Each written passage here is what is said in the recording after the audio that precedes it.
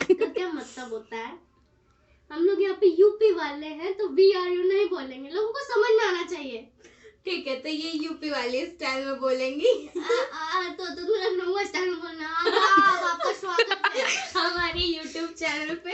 हम आपको नवाबी स्टाइल में बोल के बताएंगे, जो बिल्कुल नहीं अंदर से नवाबी, अंदर घुसा भी नहीं है, बिल्कुल नहीं आती नवाबी। वैसे हम लोग यहाँ पे किस लिए आए हैं? हम लोग यहाँ पे यूपी और नवाबी स्टाइल नहीं दिखाने आए हैं। हाँ, हम लोग यहाँ पे सिर्फ यूपी स्टाइल दिखाने आए हैं, वो भी अपने यूपी की शादी।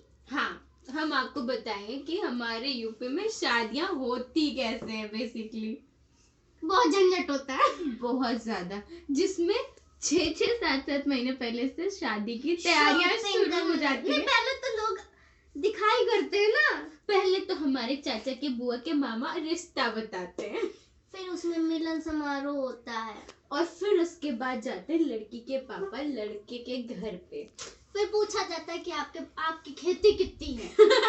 सबसे इम्पोर्टेंट बैकग्राउंड क्या है। हाँ, और सबसे ज्यादा हमारे यहाँ माना जाता है वैलिड क्वेश्चन, और उससे भी ज्यादा हमारे यहाँ माना जाता है कि आप अगर ब्राह्मण हैं तो ब्राह्मण में ही होगी। हाँ, मतलब हमारे यहाँ इंटर कास्ट मैरिज नहीं होती, लव मैरिज अब तो अलाउड हो जानते पहले भी नहीं है होती क्या है। कुछ लोग तो ये चीज, हाँ, कहीं किसी चक्कर में घर भी टूट जाते हैं, वहाँ हाँ, घर से निकाल भी देते हैं। हाँ, सालों तक मिलते भी नहीं है फिर। मैं तो आंखों देखा है। हाँ। ऐसे कई केसेस होते हैं हमारे यहाँ। तो चलो हम आते हैं वापस अपने मुद्दे पे कि कैसे रिश्ते होते हैं हमारे यहाँ। तो सबसे पहले आती है रिश्ते में देखने की बारी, कि लड़की को देखना है कि भैया लड़की के पैर सीधे है, उल्टे खुद से चल लेती है, खड़ी हो लेती है, खाना बना लेती है, खाना ढंग से खिलाएगी तो, परोसेगी तो, कैसे बोलती है, पर्दा करती है, और खास तौर पे लड़कियां दिखाई या तो सूट पहन के या साड़ी पहन के होती है, जीन्स पहन के नहीं। हाँ, फोटो भी भेजी जाएगी तो सूट पहन के या साड़ी पहन के ही भेजी जाती है। तो और फिर उसके बाद वहाँ पे सबसे पहला क्वेश्चन होता है जो पूछा जाता है, कहाँ तक पढ़ी हो, खाना बना लेती हो। हम तो उल्टा लड़के से पूछ लें खाना बनाना आता है। हम तो कह देंगे देखो हमें ये नहीं पता खाना बनाना आता है कि नहीं, अच्छा बनाना आता है कि नहीं, हाँ इतना भूखा नहीं रहना देंगे। हम यहाँ पे अपनी शादी की बात नहीं करने आए हैं फिलहाल, हम हाँ, भटक रहे हैं केस से। हम यहाँ पे यूपी की शादी बात कर रहे हैं। हाँ, तो बहुत अलग होती है, बहुत ही अलग। अब अगर यहाँ पे लड़कियां पसंद कर ली गई, लड़की और लड़की से कोई पूछता नहीं तुम्हें पसंद है कि नहीं पसंद है, बस घर वालों को पसंद है, फिक्स हो गई शादी।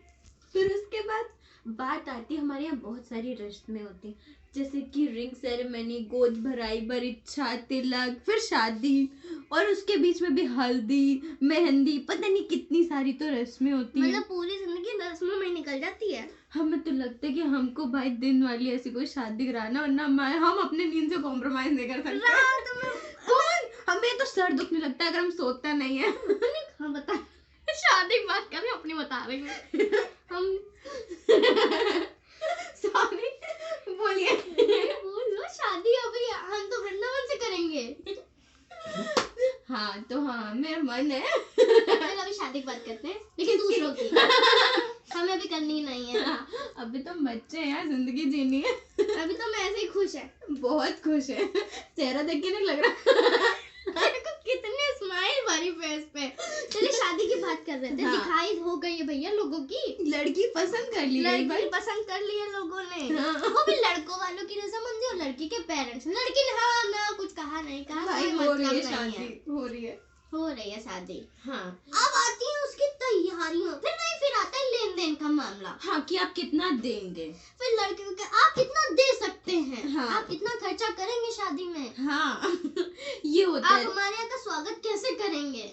हाँ, देखिए जो अच्छे लोग होते हैं वो कहते हैं आप बस स्वागत कर दीजिए हमारा, और जो थोड़े से चीप टाइप के होते हैं, जो लालची होते हैं वो कहते हैं देखो मेरे लड़के ने गवर्नमेंट जॉब कर रहा है, अपने बेटे की पढ़ाई का पूरा लड़की वाले खर्चा वसूलते हैं। तो वो उनका ऐसा रहता है कि देखो मेरा लड़का गवर्नमेंट टीचर है या फिर आर्मी ऑफिसर है या फिर कुछ भी गवर्नमेंट जॉब में, तो मतलब उसके लिए तो फिक्स करके रखा 5 हुआ। लाख नहीं, ये तो प्राइवेट जॉब वाले के लिए मांगते हैं नॉर्मली। हाँ, और फिर उसके बाद उनका होता है कि हमें कार चाहिए, और उसके भी रेट होते हैं कि लड़का अगर ये कर रहा है वो कर रहा है, उसके हिसाब से रेट होते हैं उनके।